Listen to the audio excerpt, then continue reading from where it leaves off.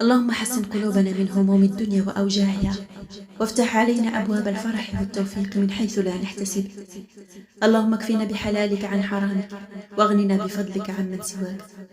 اللهم أيقظنا على رزق لم أتوقعه، وعلى خير لم أفكر به، وعلى تحقيق أمنيات ظننت أنها مستحيلة. اللهم ارزقني برزق من عندك لا حد له، وفرج من عندك لا مد له، وخير من عندك لا عدد له. ولا تبتلين بالحيرة، وارزقنا برد اليقين.